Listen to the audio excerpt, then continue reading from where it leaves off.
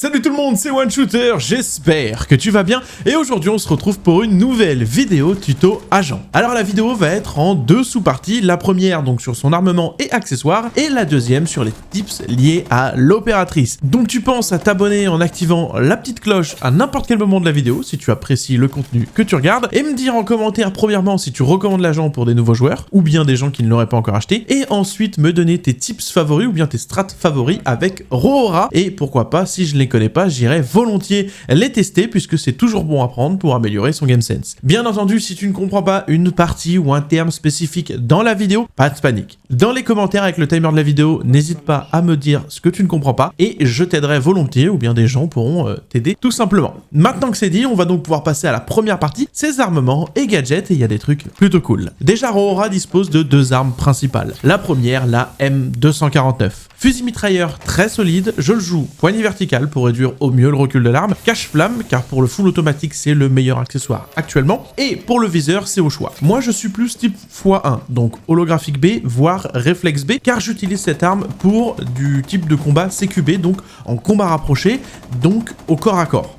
Donc c'est pour ça que j'aime pas forcément jouer des ACOG qui ont tendance à trop zoomer, donc holographique ou bien viseur réflexe me vont très bien. Selon les maps, je peux équiper le laser, car ça va permettre de viser un peu plus vite, mais attention au malus qui peut vous faire spotted in-game. Donc un choix à faire et à considérer dans son style de jeu, sachant que depuis leur nerf, les fusils mitrailleurs sont quand même beaucoup plus longs à viser que les autres catégories d'armes, donc souvent j'ai tendance à avancer en scopant, d'où le fait que le viseur x1 me permet d'avoir une bonne vision autour de mon arme et donc de ne pas être surpris, à l'inverse d'une ACOG pour le corps à corps qui a tendance des fois à te désavantager. Sa deuxième arme est l'iconique 417. DMR très populaire et puissant, je la joue poignée horizontale pour me déplacer un peu plus vite en visant, frein de bouche pour réduire au mieux le recul en balle par balle puisque c'est à ça que sert le gadget, et ACOG en viseur, donc agrandissement A, B ou C. Selon vos goûts, même si le A est un peu moins fort qu'à l'époque de l'ancienne 1.5, il est encore très viable, donc vous mettez celui que vous voulez, il n'y a pas de mauvais viseur. Je vais jouer cette arme pour du gameplay un peu plus support ou bien tenue de ligne, qui dit DMR dit arme en coup par coup, donc au corps à corps vous allez potentiellement être un peu plus désavantagé, à l'inverse de son fusil mitrailleur ou bien même d'une mitraillette en 1v1. Par contre sur de la moyenne longue distance, cette arme est très efficace et vous pouvez l'équiper d'un laser sur des maps où vous avez besoin de viser vite, car il y a du corps à corps ou du combat rapide qui par moments sont obligatoires, comme sur du chalet, du Oregon ou bien du repère, mais toujours en considérant le malus que peut apporter le laser sur notre style de jeu, mais le laser va vous permettre de viser un peu plus vite et pour du corps à corps ça peut être plutôt sympathique, surtout sur les maps que j'ai citées précédemment. En arme secondaire vous aurez le GSH-18 ou bien la nouvelle arme, le Reaper MK2 qui est un pistolet automatique, très pratique pour le corps à corps, il a de faibles dégâts mais une très grosse cadence de tir. Alors au moment où je tourne cette vidéo, le silencieux est l'accessoire qui réduit le mieux le recul après avoir fait des tests, donc testez-le. Si vous voyez que c'est nerfé, normalement c'est le cache-flamme qui devrait réduire au mieux le recul si dans le futur c'est patché, mais au moment où je fais cette vidéo, le silencieux est beaucoup plus efficace. Je l'équipe d'un laser car là mon but est de viser vite et donc de gagner le plus vite possible mon duel, donc que ce soit le GSH-18 ou bien le Reaper MK2, les deux je les équipe d'un laser pour viser le plus rapidement possible. Quelques dixièmes de seconde par moment, ça peut nous sauver la vie. En gadget, vous aurez grenade fumigène ou bien charge explosif et son accessoire s'appelle le lanceur de panneaux DOM. Vous en aurez 4 et il se recharge un par un toutes les 15 secondes. Les panneaux DOM sont des panneaux par balle qui s'appliquent aux portes uniquement et descendent jusqu'en bas. Si ça venait à évoluer dans le futur et que le gadget était modifié ou bien amélioré, je vous le dirai en commentaire épinglé. Le lanceur a une portée de 1 à 15 mètres et pour ouvrir les panneaux, il faut tirer dans la cible rouge en haut du panneau qui va se dévoiler si vous êtes à 6 mètres ou moins de la cible. A savoir qu'il met 1 seconde pour s'ouvrir et se refermer pour les attaquants, tandis que pour les défenseurs, ça va mettre 3 secondes. Bien entendu, il y a tout un tas de contres que vous allez retrouver dans la seconde partie de cette vidéo, pas de panique. À savoir que les drones peuvent passer en dessous, le portail il se lève légèrement, donc le drone peut passer et tout type de drone, que ce soit attaquant ou bien défenseur. Et si tu as des questions sur les accessoires d'armes, pour mieux les comprendre ou mieux comprendre ce que je dis, je te mets dans la description et en fiche épinglée ma vidéo tuto accessoires V2 où je vous ai présenté tous les accessoires, puisque c'est bien beau de mettre comme ce que je vous conseille, mais c'est mieux de comprendre pourquoi faut mettre tel ou tel accessoire plutôt qu'un autre. Donc je vous mets la vidéo vidéo en description et puis en fiche épinglée si tu ne l'as pas vu. Maintenant que vous savez ce que je mets sur mes armes, quels sont mes conseils pour mieux la jouer et vous rendre indispensable auprès de vos alliés. Avant de vous donner mes conseils, il faut savoir dans quel but elle a été conçue pour savoir l'utiliser au mieux. Déjà, il faut savoir que c'est une agent orientée support et contrôle de map. Son gadget est pour moi un peu plus orienté pour des exécutions propres sur BP et fortifier l'attaque. Et en vrai, même dans son côté support, il y a pour moi deux grands types d'utilisation principales pour ces panneaux d'hommes. Soit je vais l'utiliser pour fortifier une zone que l'on va jouer, mais c'est un peu plus orienté pour fortifier nos bacs. Et dans ce cas-là, je vais fermer les portes qui nous poseraient problème. Exemple, on s'insère sur la map Oregon, le BP que l'on doit jouer se situe en bas et on fait la stratégie côté buanderie, frigo. Dans ce cas-là,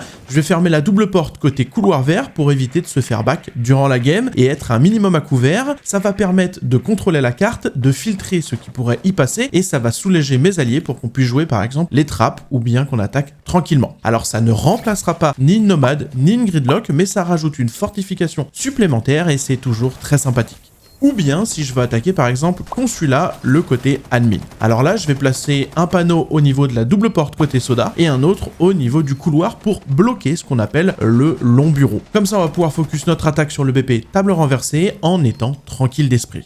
Sinon, la deuxième grosse utilisation plus classique de Roora est de l'utiliser pour les phases de plante. Ça va permettre de verrouiller les accès au BP le temps de planter. Exemple sur la map café.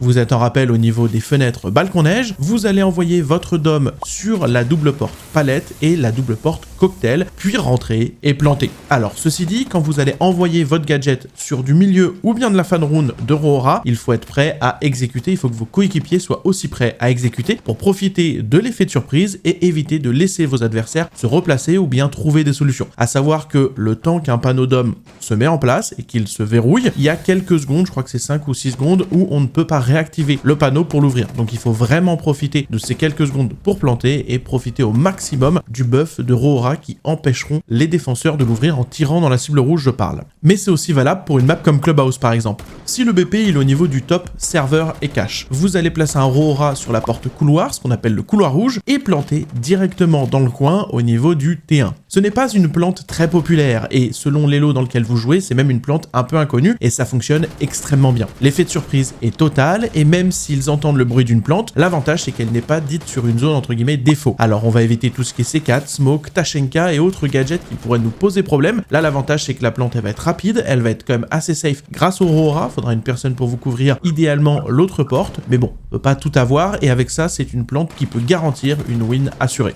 Alors attention, le petit souci qu'a Roora, c'est que le gadget fait peu de bruit durant une ouverture. Quand on va l'ouvrir en tirant dans la cible rouge, je parle et non avec des explosifs, le gadget va faire peu de bruit. Donc souvent, les joueurs de Roora se disent la porte est fermée, c'est safe. Si vous êtes assez loin et donc ne surveillez pas vraiment la porte, attention à ce qu'une personne ne fasse pas votre back, donc un roamer, discrètement. Et d'ailleurs, c'est sur ça qu'en tant que défenseur, vous devez jouer. C'est un effet de confusion quand vous arrivez à passer outre une porte qui est fermée. D'ailleurs, moi je vous recommande un silencieux sur vos armes secondaires, c'est toujours très pratique en tant que défenseur en roaming. Et si vous partez en roaming, je vous conseille même de refermer derrière vous le panneau d'homme. Comme ça, ni vu ni connu, et c'est parfait pour ajouter de la confusion. Ça m'arrivait très souvent de réussir à faire un back, de refermer le portail d'homme derrière moi, justement comme ça, s'il y a un drone qui est placé pour prendre la visu, il ne voit pas que le portail est ouvert, donc généralement l'information n'est pas donnée. Vous attendez le bon moment pour faire un back, un moment d'une plante par exemple, et là vous allez pouvoir faire extrêmement mal à l'attaque. D'ailleurs, il y a quelques tips bien sympas à faire avec Roora. Le premier va se faire avec une Claymore. Avec Roora, vous allez placer votre panneau près d'une porte sur BP et vous allez planter le diffuseur collé au portail d'homme, qui est ouvert bien entendu. Puis vous allez ressortir.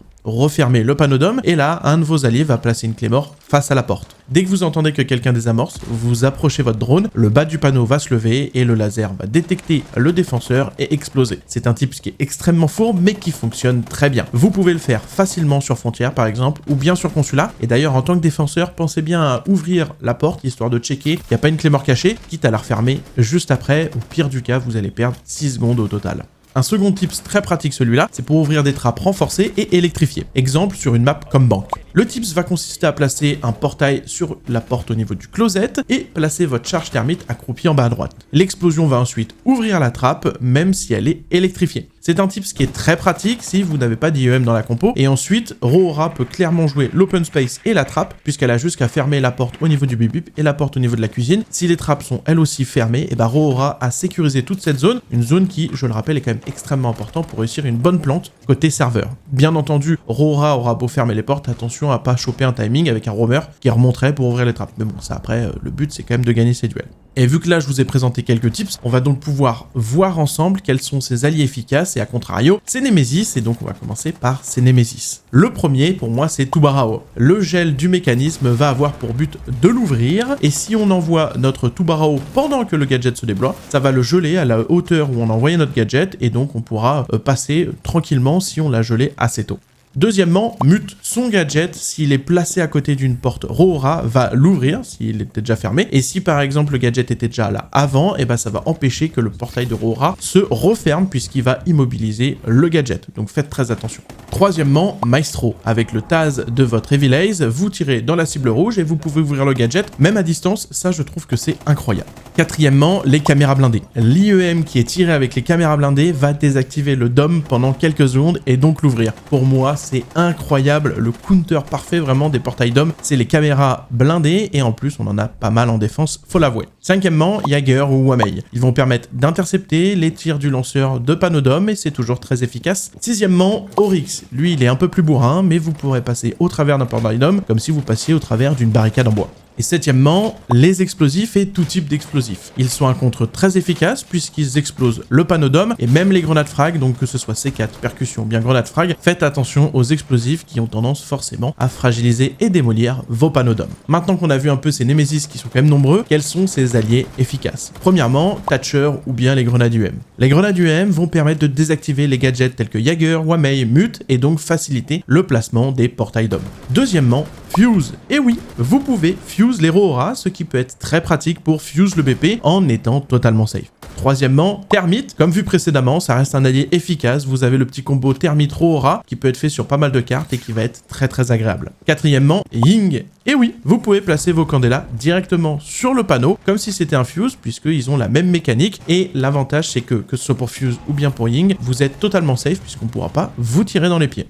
Cinquièmement, Twitch, Zero et même Flores, puisqu'ils vont vous permettre de détruire le stuff tel que Jagger, Mute, Wamei et même les Tubarao qui sont quand même assez problématiques pour Roora. Bien entendu, il n'y aura pas de mauvais choix. Du moment que vous jouez en équipe pour avoir le plein potentiel de l'agent, vous pouvez jouer ce que vous voulez. Faut savoir que Roora va être une agent qui va se plug à des compos déjà faites et va pas être au milieu d'une compo un peu comme un Blackbeard pourrait l'être dans son cas là. Bien entendu, vous pouvez jouer absolument ce que vous voulez du moment que vous avez des alliés qui sont un minimum réactifs et un minimum intelligent, et bon ça c'est le Graal, et vous pouvez vraiment jouer ce que vous voulez, et même en solo queue, le gadget peut être très intéressant, y compris Roora d'ailleurs. Plus de ça, vous avez des très bonnes armes, et même votre arme secondaire en corps à corps va être très pratique. J'espère que cette vidéo t'a appris les petits tips sur l'agent, ou au moins à mieux la comprendre, et pourquoi pas te faire un avis dessus. Si c'est le cas, n'oublie pas de t'abonner avec la petite cloche, et de liker cette vidéo, c'est super important, et si t'es vraiment chaud et que tu souhaites me soutenir, tu cliques sur le petit bouton rejoindre, et si tu t'abonnes, tu as plein de récompenses qui t'attendent. Sur ce, on va se quitter avec la citation de Roora, soit tu me suis, soit je te traîne, à toi de voir. Elle est quand même sacrément bourrin et elle a un vrai tempérament. Sur ce, je te souhaite un bon entraînement avec et je vais te dire peace, rage pas trop, à la prochaine et bisous, je vous aime.